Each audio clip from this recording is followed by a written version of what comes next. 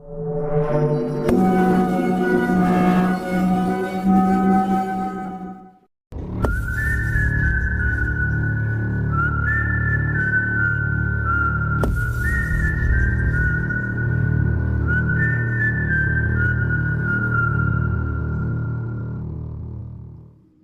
வரைக்கும் பார்த்துட்டு இருந்தது முழு கதை இல்லை, இனிமேல் பார்க்க போகிறது தான் முழு கதை.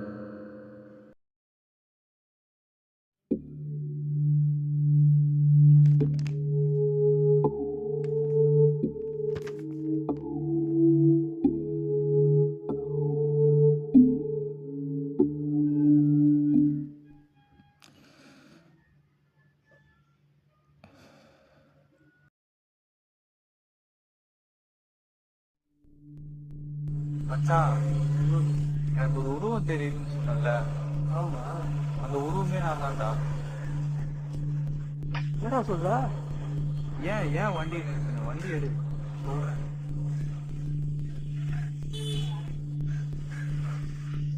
அன்னைக்கு என்னன்னா ஏதோ வெள்ளை பேப்பர் பார்த்து ஏதோ எழுதி இருக்குன்னா இன்னைக்கு அந்த உருவம் நீதான் சொல்ற. என்னடா சொல்ற? இதுக்கே அப்படி பண்ணா அப்பா நேற்று ஒண்ணு சொன்னாரு.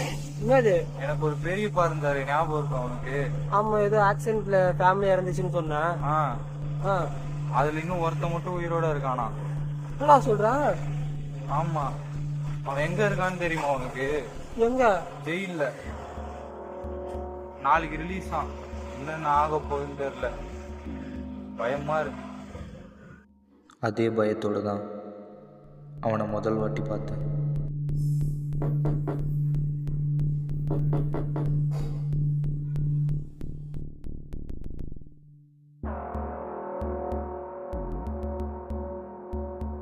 யோ யோ நில்லியா? யோ யோ யார் யாது கேட்காம வீட்டுக்குள்ளே வந்துட்டு, கேட்காம பாத்ரூம் எல்லாம் போய்கிட்டு. ஹலோ அப்பா, அப்பா எவனே தெரியலப்பா, எவனோ ஒருத்தர் ரத்த கரையோட வீட்டுக்குள்ளே பூந்துட்டு இருக்கான்ப்பா. கேட்காம கூட பாத்ரூம் எல்லாம் போயிட்டு இருக்கான். ஹலோ,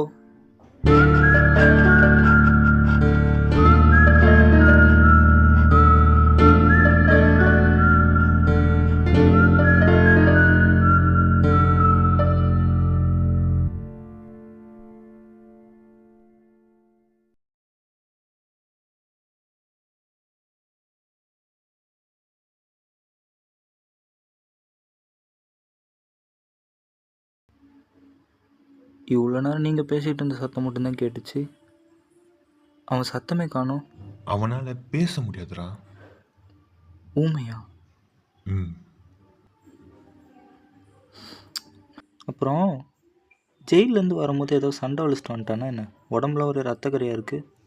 ஏய், வர வழியில் ஏதோ வண்டிக்காரன் ஏற்றிட்டானா. சரி, நீ வீட்டை பார்த்துக்கோ, நான் அவனை அப்படியே ஹாஸ்பிட்டலுக்கு கூப்பிட்டு போயிட்டு வந்துடுறேன்.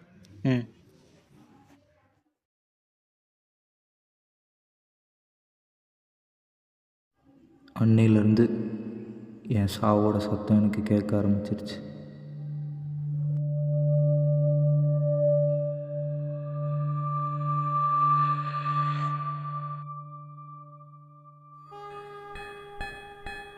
சாவிந்த்.